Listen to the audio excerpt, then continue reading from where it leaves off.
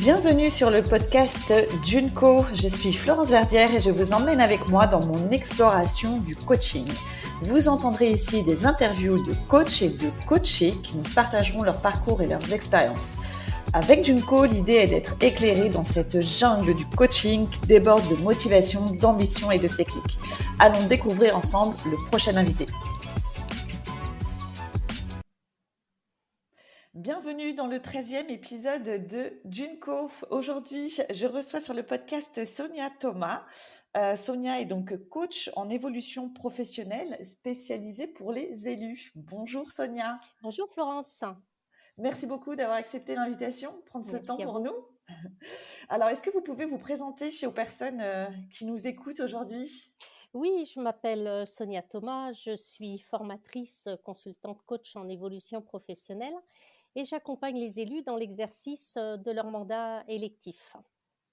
D'accord. Je suis certifiée de l'école de Lise Bourbeau depuis 2002, il y a déjà une vingtaine d'années, et j'ai validé un diplôme universitaire de coach professionnel à l'UQO d'Angers en 2012. D'accord, ok. Vous avez été formé à un diplôme universitaire à Angers. À D'accord, Angers. 2012. Et Oui, l'école que vous aviez fait en 2002, c'était une école... c'est l'école de Lise Bourbeau en développement personnel. C'est une Québécoise qui a écrit plusieurs livres et qui fait des conférences encore dans le monde entier.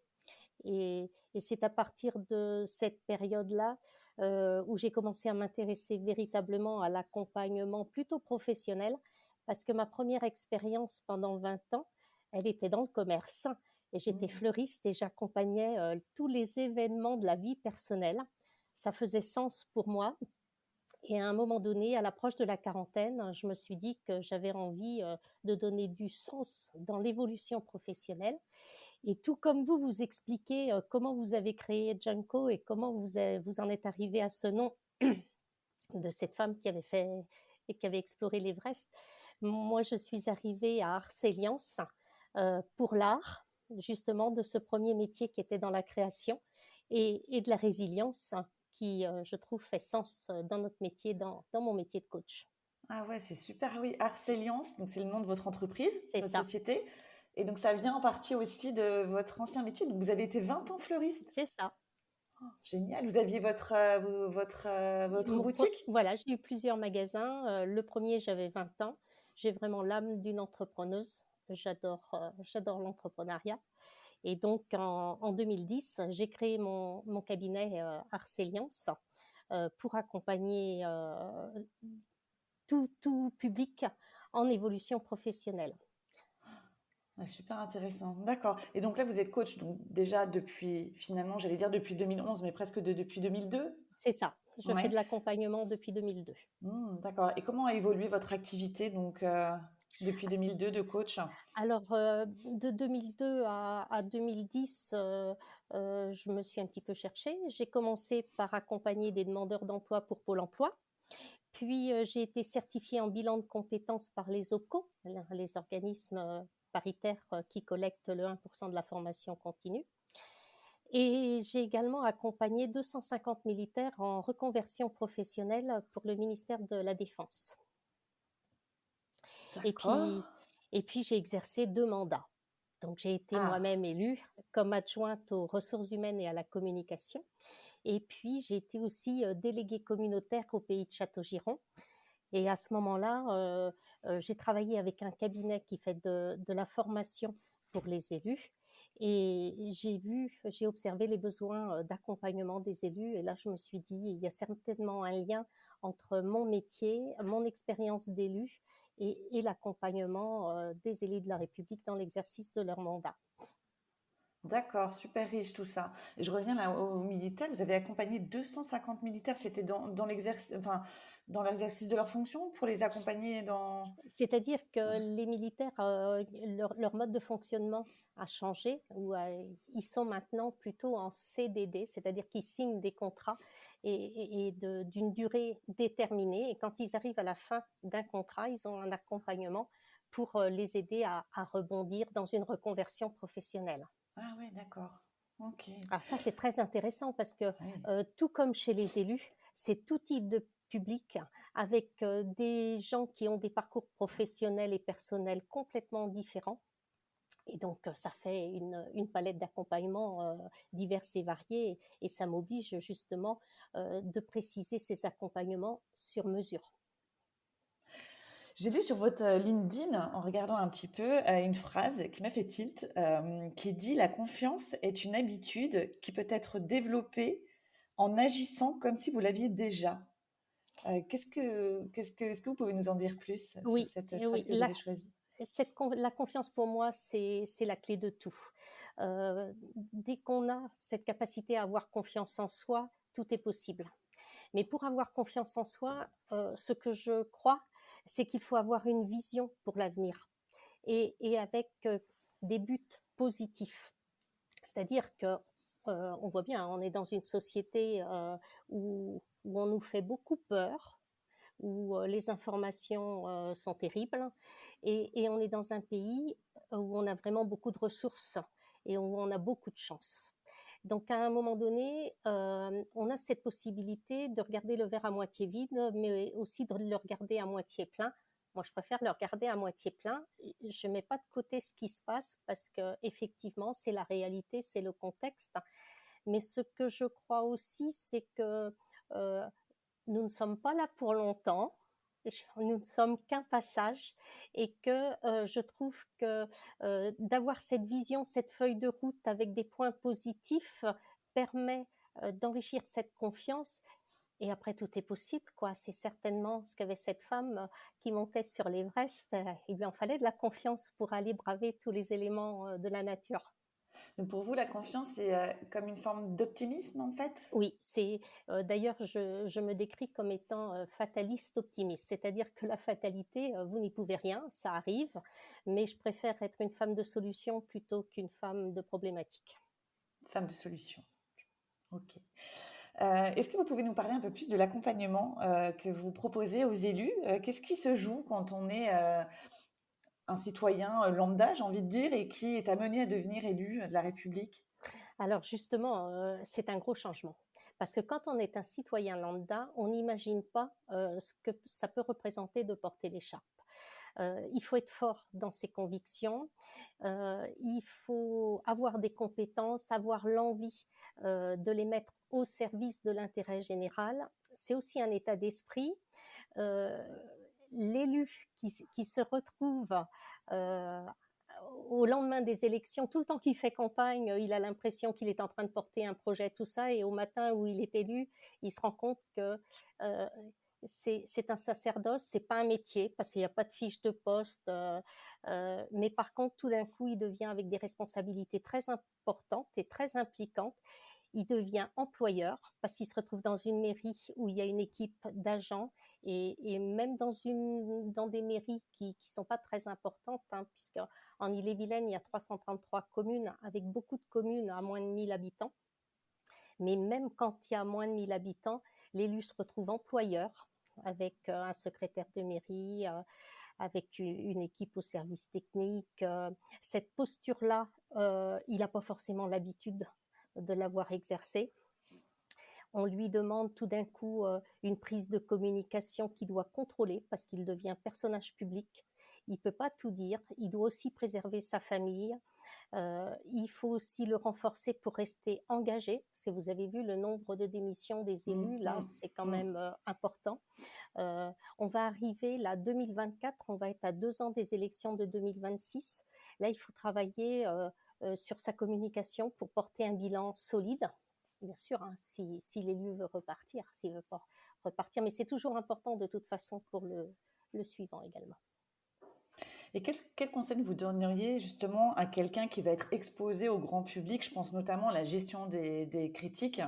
Alors la gestion des critiques, je trouve ça très très intéressant parce qu'il y a une méthodologie. Hein, déjà, quand on est interpellé, on est interpellé dans la rue, hein, des fois par des citoyens, on est interpellé à la mairie par des agents, on peut être interpellé dans son groupe de majorité par les élus de son équipe, mais on peut être aussi interpellé par les élus des minorités.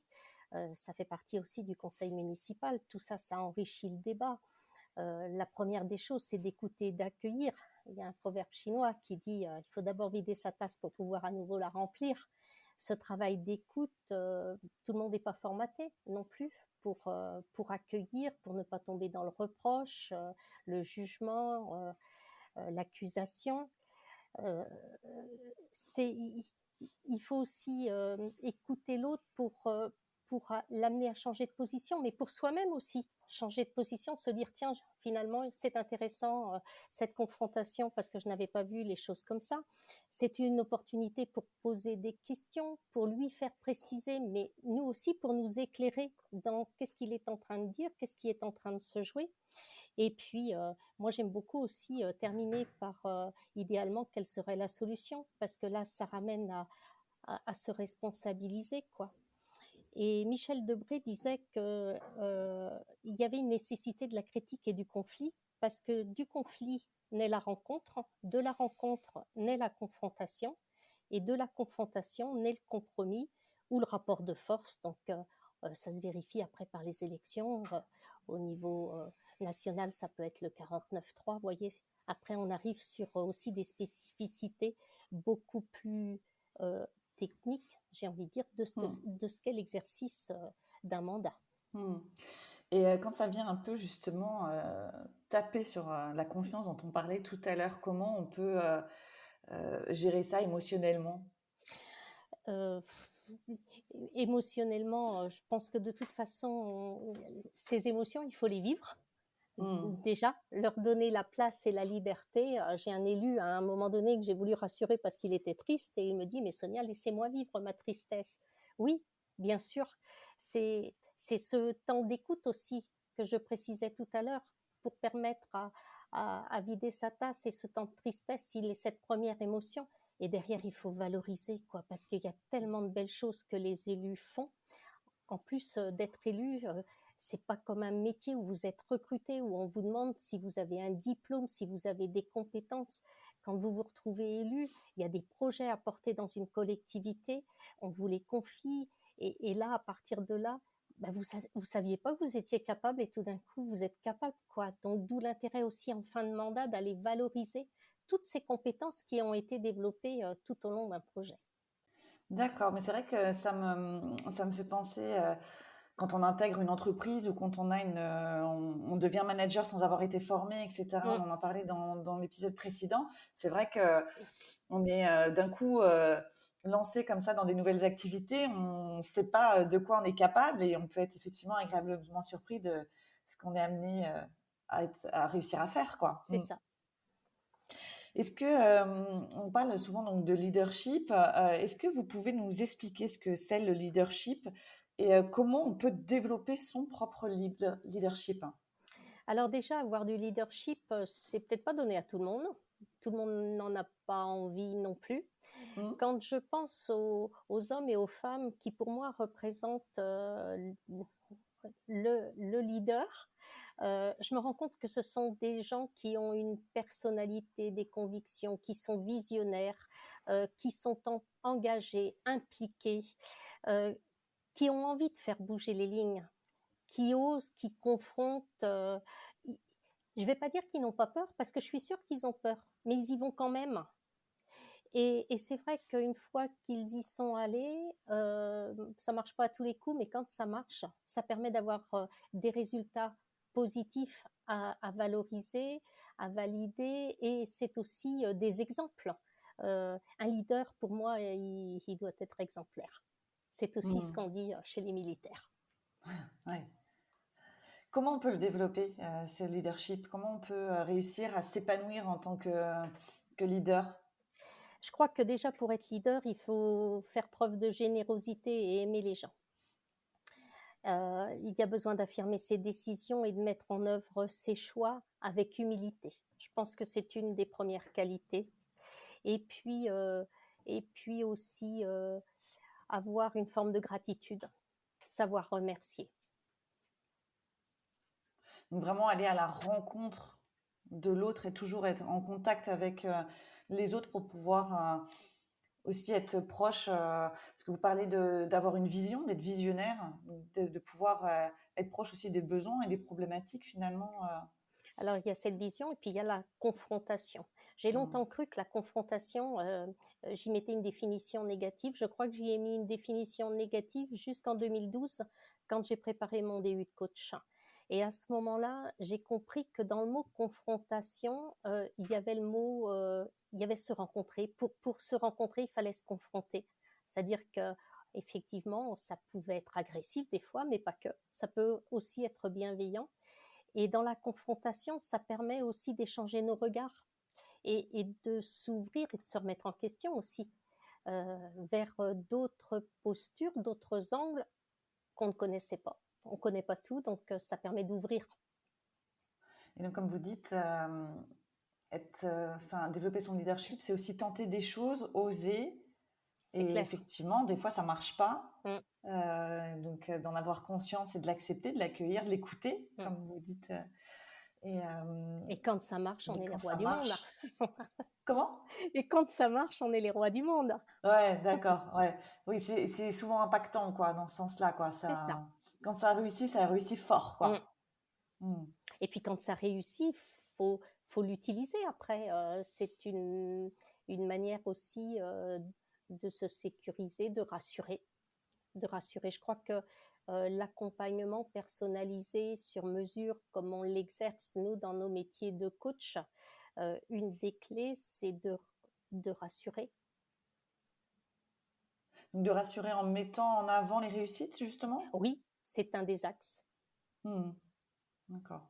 Donc, quand on réussit des choses, en fait, le mettre en avant, c'est pareil, c'est toujours le travail sur la confiance aussi, Ça dont va on parlait avec. tout à l'heure. Mm. Hmm. La D'accord. confiance et du coup, dans la réussite aussi, il y a la fierté. Ouais. Travailler sur ses fiertés, quoi. Ah oui, Ouais, important. ouais, ouais. Et quel prochain petit pas, quelle prochaine action on peut mettre après pour... J'aime beaucoup cette notion de petits pas. hmm, hmm. Euh, on parle de quick win euh, et j'aime beaucoup cette approche de un jour à la fois. Et, et on prépare demain, oui, mais comment se vit aujourd'hui? Hmm, hmm. C'est vrai que ça aide beaucoup, hein, ça aide beaucoup dans des moments de doute et d'incertitude. Ben voilà, quel prochain petit pas je peux faire, puis de pas avoir l'objectif final. Moi, je suis à fond là-dedans en ce moment, dans ma formation de coach où ben voilà, c'est des formations où il y a c'est les montagnes russes. Hein, il y a des fois où on se sent vraiment à sa place, on est là, puis du coup, là, les émotions, elles sont positives, elles sont fortes, on est envahi par ça et ça nous donne une énergie folle. Et puis, il y a des fois, on est traversé par des périodes de doute où on se pose la question, est-ce que je vais être capable? Et finalement, je vais vers où? Je vais faire quoi? Et là, moi, ce qui m'aide clairement, c'est ça, c'est d'essayer de m'ancrer dans l'instant présent. Alors ça, j'ai beaucoup de mal, on va pas se mentir. C'est pas si simple que ça se travaille. Mais quel prochain petit pas, vu que moi, je me retrouve beaucoup quand vous dites que vous êtes une femme de solution. Moi, je suis beaucoup dans l'action, je suis dans le faire. Je pense que c'est aussi grâce à mon ancienne vie de soignante où vraiment on est tout le temps dans l'action et on est tout le temps dans l'action avec les autres. Et voilà, c'est quel prochain petit pas. Et puis du coup, ça me baisse tout ça, ça me ramène à pourquoi je suis là, pourquoi j'ai choisi aussi d'être là où j'en suis. Et donc, du coup, ça fait du bien, ça J'ai rassure. beaucoup aimé la formation de coach parce que je trouve qu'au moment où j'ai démarré et au moment où j'ai été certifiée, il y a tout un chemin qui se fait. D'abord, c'est un travail sur nous-mêmes. Hein. On est accompagné nous-mêmes pour définir un petit peu comment on souhaite continuer de donner du sens dans notre parcours professionnel. Et puis, je trouve que ce qui a été émerveillé, c'est qu'on ne sait pas véritablement comment on va l'utiliser. Euh, Aujourd'hui, ça fait 13 ans que mon cabinet existe, je trouve qu'il y a du sens dans mon parcours. Mais quand je me suis retrouvée à arrêter d'être fleuriste, je ne savais pas ce que j'allais faire, qui j'allais accompagner, qui allait être mon public. Et je trouve la vie magique pour ça aussi, parce que dès lors où on commence à travailler sur soi, comme on le fait dans ces formations de coach, la vie nous offre aussi un deuxième pas en face qui nous amène vers euh, un chemin qu'on n'avait pas spécialement imaginé. Mmh. Et donc, vous nous parliez de votre société, donc Arceliance. Comment ça se passe le développement d'Arceliance? Qu'est-ce que vous mettez en place? Est-ce que vous avez une stratégie de développement, de communication? Est-ce que vous êtes accompagné sur tous ces sujets? Oui, je suis accompagnée par un expert en marketing, qui est plutôt quelqu'un dans l'ombre, qui m'aide aussi à définir vers où j'ai envie d'aller. Je suis accompagnée aussi par un webmaster, Gauthier de l'agence Phare, qui m'a aidé dans mon site internet, et puis Erwan Karadec aussi pour toute la partie graphique. En ce qui concerne l'animation des réseaux sociaux, je travaille avec Lou Ménard, qui est une community manager très professionnelle. Ils sont tous très professionnels et je trouve ça intéressant. Et puis dans les échanges que je peux avoir, je travaille avec un journaliste qui s'appelle Serge Marchal, qui travaille en partie pour l'agence de communication Rivacom et qui a animé début juillet le salon des collectivités territoriales à Rennes, où j'ai participé, auquel j'ai participé. D'accord, donc vous avez formé comme une petite équipe autour de vous. Et c'est même une belle équipe parce qu'il Mm. y a 7 équipes de professionnels qui m'accompagnent dans mon développement professionnel sur l'aspect beaucoup plus technique, hein, parce que le coaching, l'accompagnement, c'est ma compétence à moi et mon cœur de métier, mais aussi une équipe d'experts pour répondre à des problématiques d'élus. Mm. Là où je ne suis pas experte moi, c'est-à-dire la transition écologique, l'urbanisme avec les projets de ZAN aujourd'hui, la prise de parole en public, la gestion de crise, la D'accord, préparation des campagnes. ok. Et est-ce que enfin, donc, toute cette équipe qui vous accompagne sur votre site internet, sur le graphisme, l'animation de vos réseaux sociaux, vous avez mis ça en place depuis combien de temps? Est-ce que vous conseillez de le faire dès le début en vous disant, bah, concentrez-vous sur votre cœur de métier, sur votre zone de génie et du coup, travailler avec des personnes qui vont vous faire avancer là-dessus à côté. Qu'est-ce que vous conseilleriez, hein, vous, pour commencer? C'est effectivement, mais quand on démarre, c'est tellement vaste comme chantier de Ouais. devenir profession libérale, Mm. d'avoir cette posture d'entrepreneur. Pour un peu qu'on ait été salarié dans une structure avant, on n'a pas vu tout cet aspect-là de ce que peut devenir notre métier de consultant. Mm. Et puis après, c'est aussi une question de budget et de moyens, C'est tout ça. dépend. Et Hmm. tout dépend quel investissement vous pouvez faire dans votre cabinet. Et bon, moi, je suis persuadée qu'après, il y a un retour sur investissement, bien sûr. C'est ça, ouais. De pouvoir faire un bond en avant peut-être un peu plus vite. Oui. Après, moi, ce qui est hyper intéressant dans tout ça, je trouve que c'est l'accompagnement marketing là, que vous avez évoqué. Mm. Euh, Parce que ça, effectivement, c'est c'est pour moi très, très. Voilà, j'ai une vision hein, quand même de ce que ça peut être, etc. Bien sûr, le marketing, mais c'est vrai que je trouve que ça peut être hyper intéressant pour travailler sa stratégie de développement et cibler où est-ce qu'on veut aller, comment le développer. C'est-à-dire que c'est né aussi d'une prise de conscience de manque dans mon parcours. Moi, je suis une commerçante où j'ai Hmm. eu l'habitude à ce que les gens rentrent dans mon magasin Oui. et à qui je réponds en fonction de la demande qu'ils me faisaient, mais ils arrivaient à moi.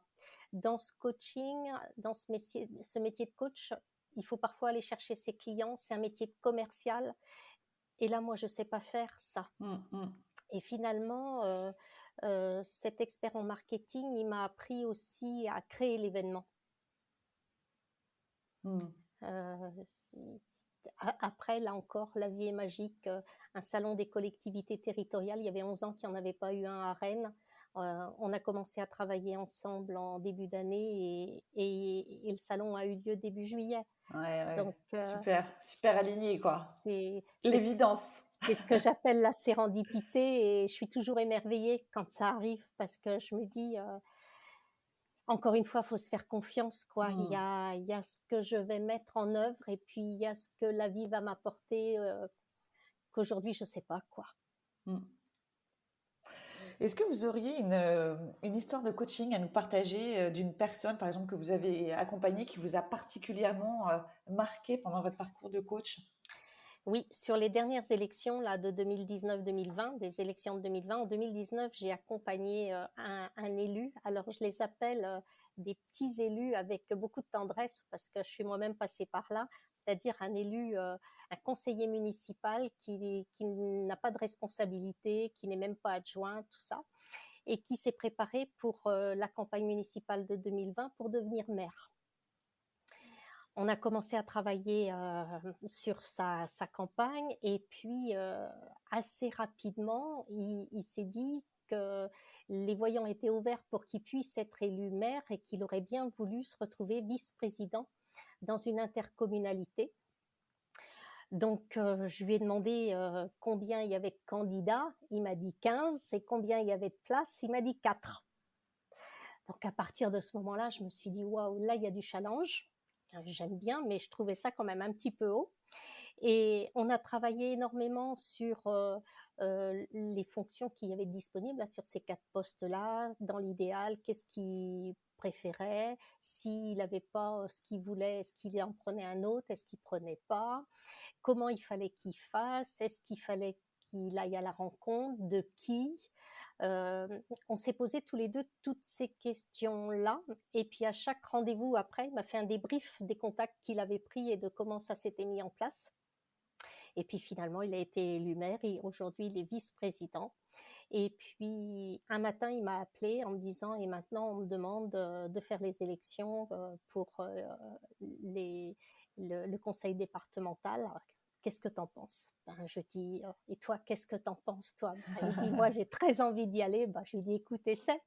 Et aujourd'hui, il est aussi conseiller départemental. Ouais, c'est beau de voir des belles évolutions comme ça, d'accompagner, puis que les gens soient dans la réussite comme ça, c'est chouette. C'est ça. Et dernièrement, là, on s'est retrouvés dans une manifestation et il a pris la parole devant tout le monde et il m'a remercié publiquement en disant que cet accompagnement l'avait beaucoup aidé justement à se réassurer.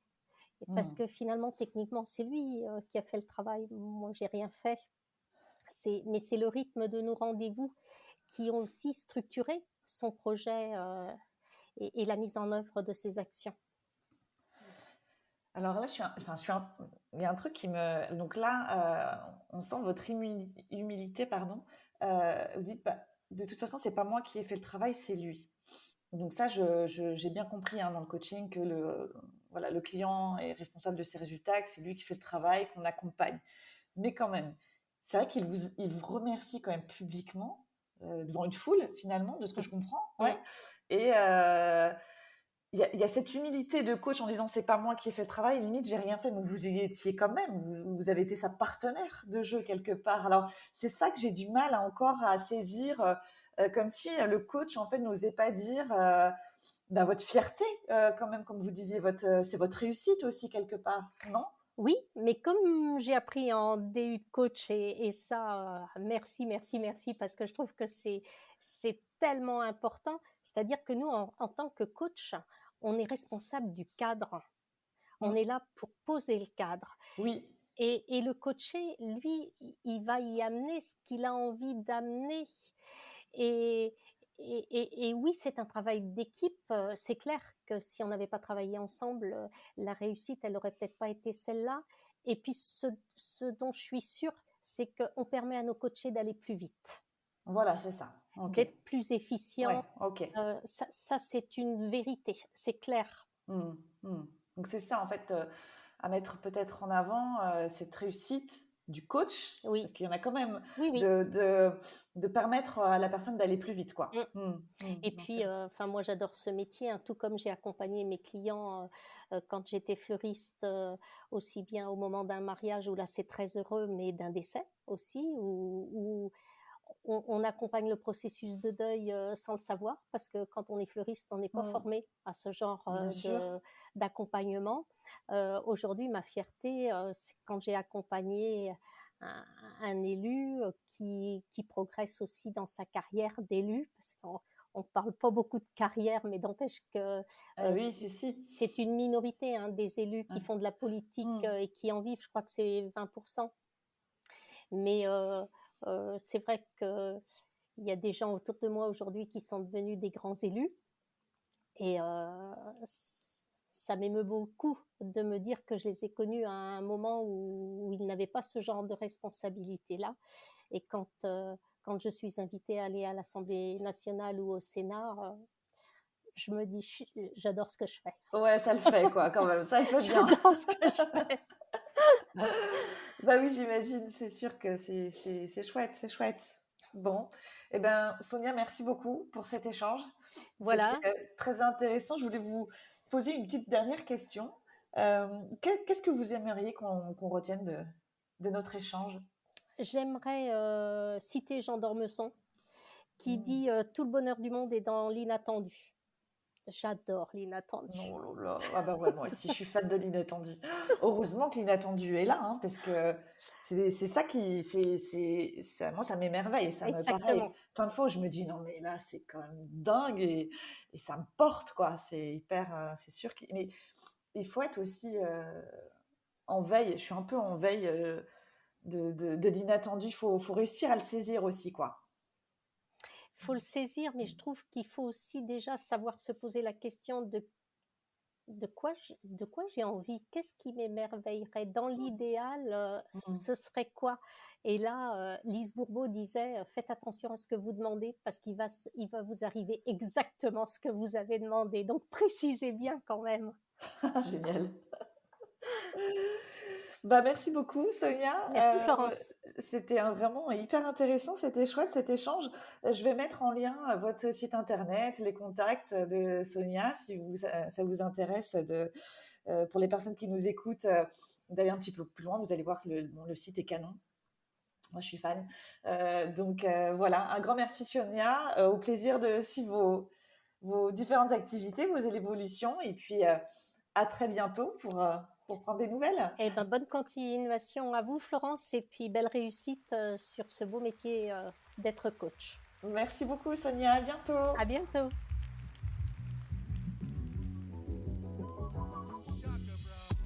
Merci beaucoup d'avoir écouté cet épisode. Vous pouvez retrouver l'actualité de Junko sur le compte Instagram junko-coaching. Je serai ravie d'échanger avec vous et de recevoir vos suggestions. Je vous retrouve très vite pour un nouvel épisode. À bientôt.